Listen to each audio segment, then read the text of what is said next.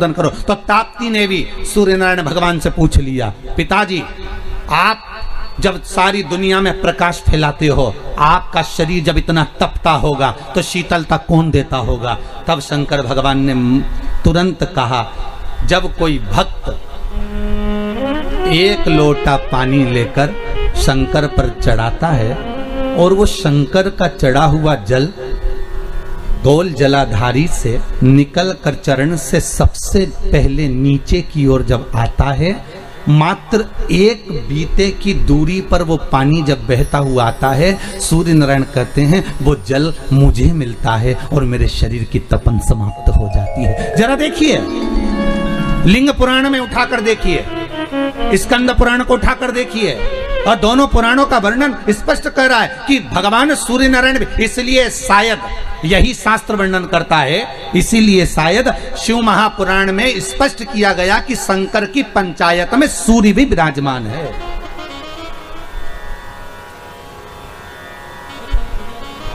शंकर जी की पंचायत का मंदिर है क्या पांडे तारा में कहीं? शिव पंचायत का?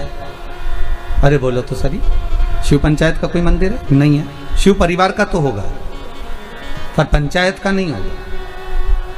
पंचायत का मंदिर तो मुझे नहीं लगता कि प्रतापगढ़ में भी हो, शायद है प्रतापगढ़ में पंचायत का मंदिर, बहुत बढ़िया होना चाहिए, बहुत बहुत सुंदर बात। शिव पंचायत, पंचायत में कौन कौन होते हैं? शंकर, दुर्गा जी, सूर्य नारायण भगवान, भगवान नारायण और गणेश जी महाराज, बस ये पंचायत। और परिवार में कौन कौन होते हैं? पार्वती, कार्तिकेय, गणेश, शिव, नंदी, ये परिवार। शिव पंचायत में केवल 5, और शायद इसीलिए शिव महापुराण की कथा में जो पंचायत का महत्व कहा गया, उस पंचायत में सूर्य की भागीदारी जो कही गई है कि एक बीता। आपके यहाँ अगर कहीं पर आपने शिवलिंग का दर्शन करा होगा,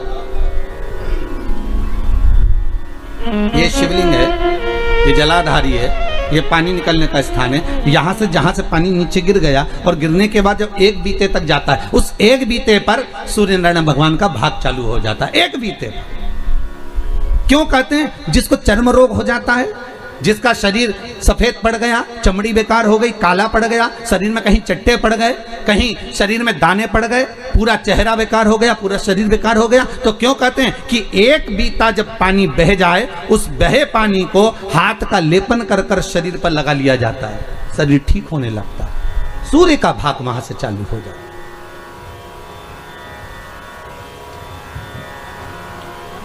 शिव पंचायत का बड़ा महत्व है महाराज जी।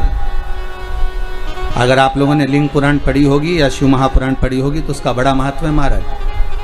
कहते हैं अदालत में अगर कोई केस चल रहा है, चाहे वो नौकरी से जुड़ा हुआ हो, चाहे सर्विस से जुड़ा हुआ हो, चाहे प्रॉपर्टी से जुड़ा हुआ हो, अदालत में अगर कोई केस चल रहा है और बहुत समय से चल रहा है और उसकी कोई सफलता नहीं मिल रही, कोई सफलता नहीं मिल रही, तो शिव पंचायत के मंदिर में जाकर महाराज 5 पुष्प, एक एक पुष्प एक एक देवता देवी को समर्पित कर दो और उनके चरण में मक्खन का लेपन कर दो। काय का लेपन करना है?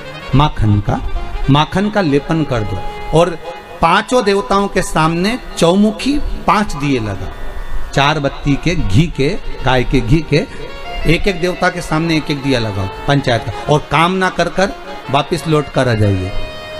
वो केस विजयता अगर देगा तो आपके पक्ष में ही देगा, हार नहीं सकते। शिव पंचायत का बहुत प्रबल भाव है महाराज। शिव पंचायत कोई साधारण नहीं होती।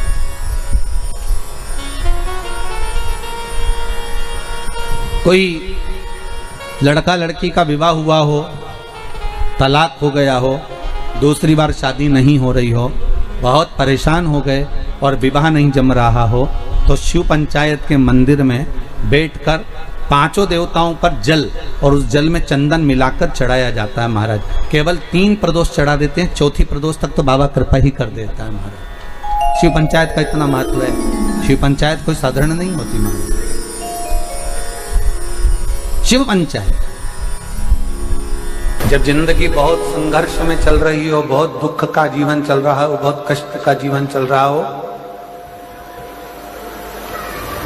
बहुत कष्टमय जीवन चल रहा हो, तब शमी के 5 पत्ते, शमी के 5 पत्ते एक दुर्वा के साथ एक अक्षत चावल का एक दाना, वो भी हल्दी में भिंगोया हुआ हो या केसर में भिंगोया हुआ हो। शमी पत्र 5, एक दुर्वा, एक चावल का दाना, जो दिल से हृदय से बेलपत्री के वृक्ष के नीचे पार्थिव लिंग का निर्माण कर कर मट्टी का शिवलिंग बनाकर प्रदोष काल में, मतलब शाम के समय पर शिवलिंग बनाकर उस पे जल चढ़ाकर, जो ये 5 शमी का पत्र, एक दुर्वा और एक चावल का दाना, अपनी कामना कर कर जो दुख चल रहा है बाबा से विनय कर कर एक एक पत्ता जब समर्पित कर दे, फिर एक दुर्वा समर्पित कर दे, फिर एक चावल का दाना समर्पित कर दे और बाबा का वहीं पर पुनः विसर्जन कर दे, 3 महीना तो जाने दो, 15 दिन के अंदर वो दुख कटता जरूर है, चाहे कोई भी दुख, किसी भी तरह का दुख क्यों हो। एक बेलपत्र के वृक्ष की परिक्रमा करने वाले को हजारों अश्वमेध यज्ञ का फल प्राप्त हो जाता है, हजारों अश्वमेध यज्ञ का फल प्राप्त हो जाता है। उसी तरह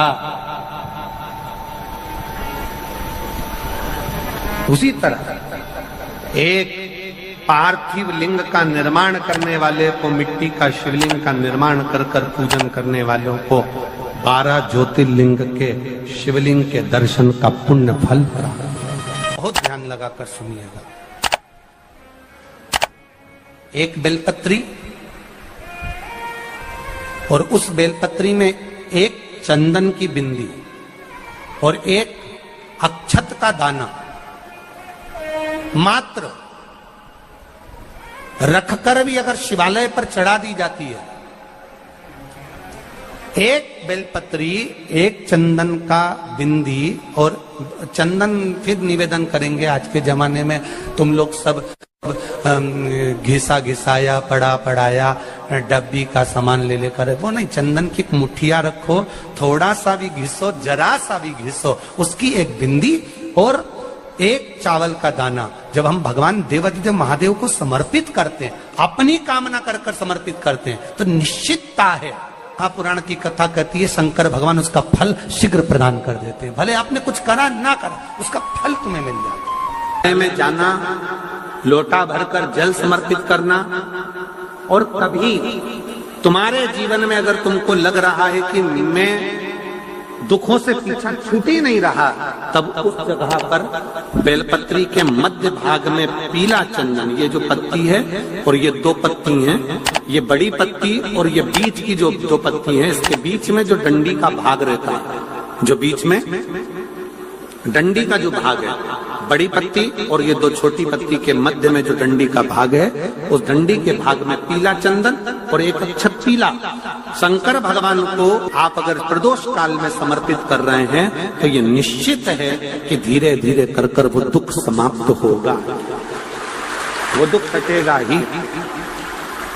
प्रकट वर्णन किया गया शंकर भगवान की आराधना में, शिव की आराधना में, जब तुम्हें लगता है कि तुम्हारा व्यापार नहीं चल रहा, कोई तुम्हें धोखा दे रहा है, लक्ष्मी नहीं आ रही, बहुत चिंता में पड़े हुए हो, बहुत टेंशन में जिंदगी चल रही है, बहुत बीमारियां तुमको घेर ली है और चारों तरफ अंधेरा ही अंधेरा नजर आ रहा है, तुमने विचार करा अब मैं तो मर जाऊं तो अच्छा, मैं सुसाइड कर लूं तो अच्छा, मैं मर जाऊं तो अच्छा, तो मरने से पहले एक काम कर कर देखना, शंकर भगवान की आराधना कर कर देखना, शिव पर एक लोटा जल चढ़ा कर देखना, और ज्यादा चिंता, ज्यादा टेंशन हो तो बेलपत्री के जड़ को घिसकर उसका चंदन बनाकर शंकर को लेपन कर कर उसकी भी आराधना कर कर देखना कि बेल चंदन का फल क्या।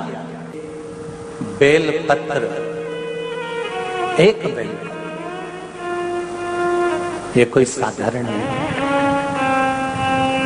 एक बेलपत्र, एक बेल,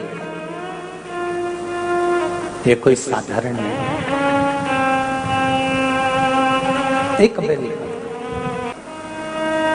इसकी नीचे की डंडी से लेकर ये दो पत्तियां जहां लगी हैं और दो पत्ती से लेकर ये बीच की जो पत्ती है उसमें जो गैप है, उसमें जो जगह है, दिख रही है आपको?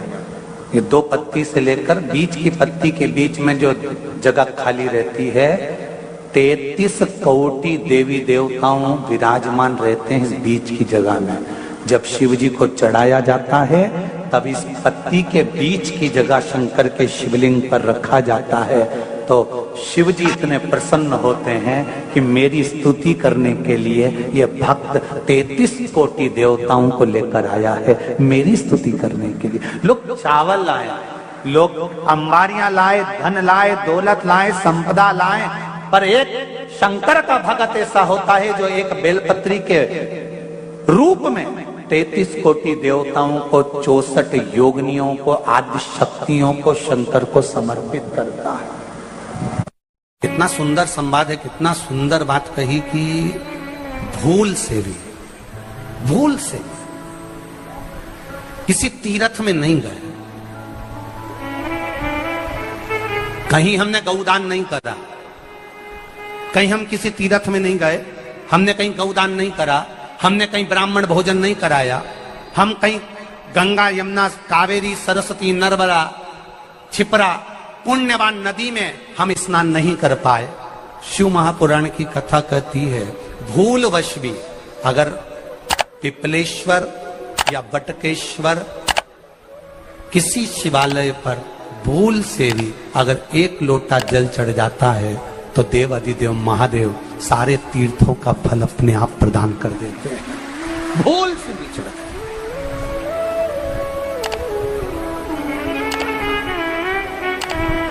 एकांतेश्वर महादेव किसी तीर्थ में नहीं गए,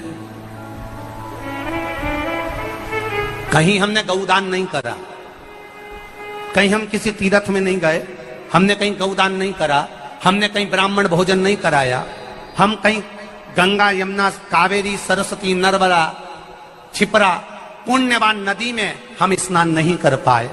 शिव महापुराण की कथा कहती है भूलवश भी अगर पिपलेश्वर या बटकेश्वर किसी शिवालय पर भूल से भी अगर एक लोटा जल चढ़ जाता है तो देव अधिदेव महादेव सारे तीर्थों का फल अपने आप प्रदान कर देते हैं। भूल से भी चढ़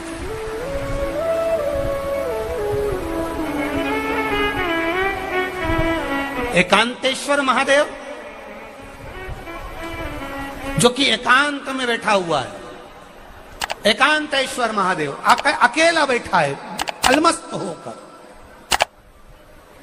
आप जा रहे हो गाड़ी लेकर, आप 4 व्हीलर गाड़ी में जा रहे हो, ट्रैक्टर में जा रहे हो, ट्राली में बैठकर जा रहे हो, क्रूजर में बैठकर जा रहे हो, 2 व्हीलर गाड़ी में बैठकर जा रहे हो और एकांतेश्वर महादेव का मंदिर दिख गया, कोई एकांत में, भले उसका नाम नहीं मालूम तुमको कि कौन सा महादेव, पर अकेला बैठा है जंगल में, वृक्ष की छांव में, एक ओटले पर, कोई दीवार नहीं, कोई जाली नहीं, कोई गेट नहीं, कुछ भी नहीं। शिव मंदिर में जाकर एक लोटा जल समर्पित करती थी और शास्त्र कहता है कि शंकर के मंदिर में अगर एक लोटा जल कोई एक परिवार का व्यक्ति भी समर्पित कर रहा है तो समझ लेना कि वो अपनी 71 पीढ़ी को पार लगा रहा है। वो अकेला नहीं, 71 पीढ़ी को पार लगा रहा है। शिव महापुराण की कथा कहती है जब बच्चा गर्भ में आता है, माता के गर्भ में जब संतान आती है और माता के गर्भ में जब संतान रहती है, उस 9 महीने में स्त्री नारी अगर कहीं शंकर के मंदिर के सामने से निकल जाए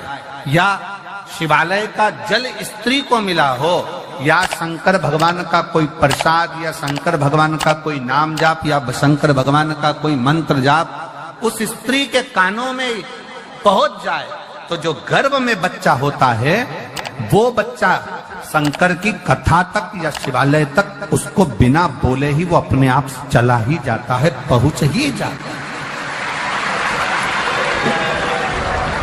उस गर्भ में रहने वाले बच्चे को भगवान शंकर के मंदिर के सामने से भी कोई गर्भवती स्त्री निकल कर चली जाती है तो उसका भी फल उसको प्राप्त हो जाता है, उसका भी फल उसको प्राप्त हो जाता है। और वो फल साधारण नहीं होता। क्यों? बेलपत्री को जब भी चढ़ाया जाता है तो पीछे की डंडी पकड़कर नहीं चढ़ाया जाता। बेलपत्री को चढ़ाने के लिए मध्य भाग को, जैसे यह बेलपत्र होता है तो इसका मध्य की जो डंडी होती है, मध्य भाग होता है बेलपत्री का, तब मध्य भाग को पकड़कर हम भगवान शंकर को बेलपत्र समर्पित करते हैं। कोई भी बेलपत्र ऐसे नहीं चढ़ाता कि डंडी पकड़ के चढ़ा दिया, फिर पीछे की डंडी पकड़ के चढ़ा दिया, फिर पीछे की डंडी पकड़ के चढ़ा दिया, फिर डंडी पकड़ा, फिर चढ़ा दिया ना। मेरे देवादिदेव महादेव को जब भी बेलपत्र चढ़ाया जाता है तो मध्य भाग, पीछे की डंडी पकड़कर नहीं, मध्य भाग से भगवान शंकर को बेलपत्र समर्पित किया जाता है। मध्य भाग से जब भी पकड़ेंगे तो मध्य भाग को पकड़कर बेलपत्र समर्पित करेंगे। क्यों?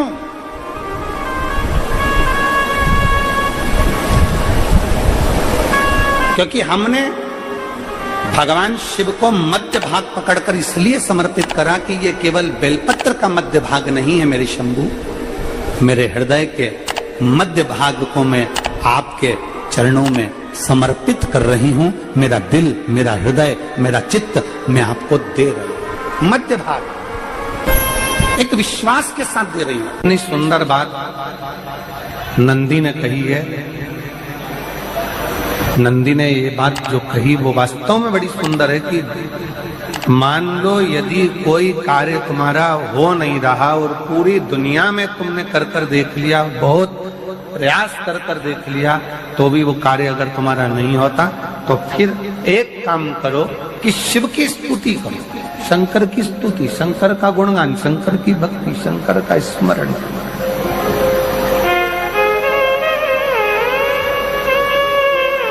फिर शिव की स्तुति करिए, शंकर से विनय करिए, शंकर से निवेदन करिए, शंकर का गुणगान करिए।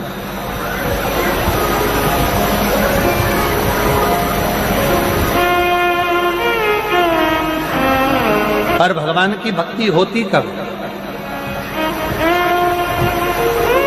जितने आस्था चैनल पर कथा सुन रहे हैं, जितने फेसबुक यूट्यूब पर कथा सुन रहे हैं, जितने पंडाल में बैठकर शिव भक्त कथा को रसपान कर रहे हैं, उनसे निवेदन करूंगा कि शंकर की भक्ति होती कब है, शंकर का स्मरण कब होता है, शंकर की भक्ति कब होती है, शंकर की कथा सुनने में मन कब लग सकता है?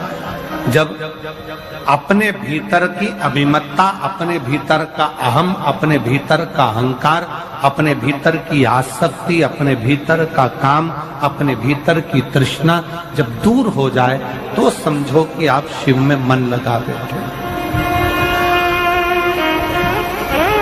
कितने सारे लोग बैठे हैं यहाँ पर कथा में, सब पंडालों के अंदर लोग शिव भक्त बैठे हुए हैं। कई लोग ऐसे भी होंगे जिनका आकर बैठ तो गए पर दिल नहीं लगता। दो जल व्यक्ति के जीवन को बदलते। कितने जल? जम के बोलो जरा। दो जल। एक देवादिदेव महादेव के लिए भरा गया एक लोटा जल, और दूसरा है स्वयं के लिए भरा गया एक लोटा जल।